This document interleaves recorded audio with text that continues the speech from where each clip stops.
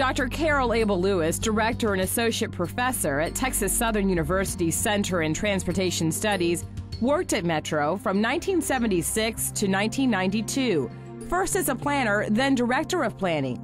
Later, she served as a board member from 2002 to 2004. One of the things I think that was interesting for this community was that we didn't necessarily have broad spread confidence in what a rail component would mean for the system.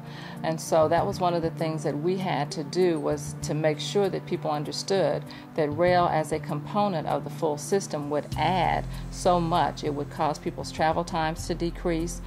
It would give people a greater reliability and confidence in the service. And so our charge was to make people recognize that rail was a real viable component. The other thing, of course, that's always at issue is that you can't build as much of it as you want. And so to get people to recognize that you can't build a full system until you get started. So that was a part of our charge. People would say, well, it's not enough. And so our response would be, but you can't have more until you start with the initial piece. Thus began the effort to convince Houstonians they needed a light rail system to deal with the increasing traffic jams and the projected growth the city was sure to experience. Coming up on Houston, the road ahead. The opposition was strongly voiced, but didn't really make up a large component of the population. Houston voters went to the polls in November 2003, and the referendum known as Metro Solutions passed. 48% against, 52% for. The opposition was strongly voiced, but didn't really make up a large component of the population, at least early on. I think that they were able to mobilize their financial resources and at the end become, very viable in the end of the campaign and the referendum. But I think that when you look at survey information and talk to people, more people felt that there should be a rail component, but they were unsure of some of the aspects of it, like where it goes and that kind of thing. So a lot of times when you find people voting against something, it's not that they were necessarily against the thing itself, in other words, the rail. Sometimes they just didn't like a component of it, and so they said, well, I'm going to vote against it because I don't like it running down such and such a street. And so that was a part of it. But I think that the opposition, again, was energetic, but I think that the vote of the people was what we saw, and I think that by and large, the community feels that this was a positive thing for our community. I'll tell you another little piece, and that is that if you look at rail systems around the country, there's not one of them that was initiated without strong opposition. In Atlanta, the MARTA system, when they went to bed the night of the referendum, it was so close they thought they had lost. And they didn't find out until the next Sunday that they had actually won that vote. And I say, go to Atlanta now and ask, did you vote against MARTA? You can't find those people who voted against the system now, right? Once it's there and it's a part of the community. So even though the vote, from a numerical stance might look like it's pretty close, that's good enough for us to go forward with confidence. Today, Metro's moving forward with plans to build 5 light rail lines. It is ready to break ground on the north and southeast corridors, continue work on the East End line, and anticipates the construction of the University Corridor, the east-west connection that will be linked to the Uptown Corridor. In order for Metro Solutions to be completed, and the things that need to be in place are to complete the rail plan that Metro is pursuing, and that needs to continue. And citizens need to make sure that we advocate that until it's totally on the ground. There were some commuter rail components that were included. We need to follow through on those. And the other thing that's real important is there were a number of signature bus services included in the Metro Solutions. And what we mean by that is that there are buses along certain routes that don't stop at every stop. So it's like an express bus. So you get on that bus, and instead of stopping every 3 blocks, maybe that bus stops 3 or 4 times before it gets to your destination. So we had express bus service, signature bus service throughout the city, and that's a real strong and important component. Former Chairman Horn agrees. In a city this size, you have certain services that you must provide, hospitals and transportation being 2.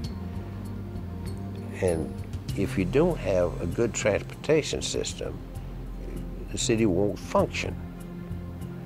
And so that's why it's important that Metro be looked upon as a necessary ingredient for the lifeblood of a city. It's critical that we utilize all the tools. So we need more roads and streets in the right places. We need transit. We need flexible solutions like people working from home and that kind of thing, teleworking. We need flexible scheduling. So we need all of the components working together. We need people to vanpool and carpool. So we need all of the pieces, because any one piece can't address the needs of all sectors of the population. So in order to really address our traffic problems, we need to make sure that we have a menu of options out there, so no matter who you are, there's a menu option that suits your needs. I think Metro is doing a lot that falls in line with those options. Number one, Metro is extending the light rail system, which is hugely important. There are discussions all over this community about adding a commuter rail element in at least one corridor, maybe more. Metro has a vanpool matching program that follows the guidelines of people who might find that as the best option. I think Houston is becoming a transit-friendly city. I've seen some information that's given to tourists that say you have to buy a car. Well, the answer is no, you don't. But you do have to be careful about where you choose your hotel. You can, in fact, live in Houston or visit Houston without a car, but you do have to pay attention to where you live or work. The other thing you still have to do is give yourself a little bit of time, because we are sometimes such a big spread out city that it might take a while to get across town. However, what I would say is that one can actually get across the entire city without a car and do it day in and day out. The Houston Chronicle's recent editorial praised Metro for its persistence in executing its mission of Metro Solutions. The opinion piece, headlined "Heyday for Metro," cites a series of factors that puts the agency in an enviable position. Federal funding, including $150 million for light rail from the Obama administration's budget, unity among the area's political leadership, good timing with President Obama pushing a national network of high-speed intercity rail lines, and favorable public opinion supporting public transportation. I think the Chronicle editorial that called this period Metro's heyday is absolutely on target, and I do agree with it. There have been a confluence of events that are very favorable for transit, but the thing is, I wouldn't just say it's Metro's heyday. It's really good for all of us. You know, everyone who cares about sustainability, everyone who cares about a strong city, everyone who cares about our options and our travel opportunities. This is all of our heyday, and it doesn't really just affect us here in Houston. Really, it affects the state of Texas. When we talk about high-speed rail, we're talking about connecting cities in a way that we haven't before. So again, when we talk about wanting to be sustainable and making sure that we're taking care of our environment and making good choices, all of this is hugely important, and it is very exciting.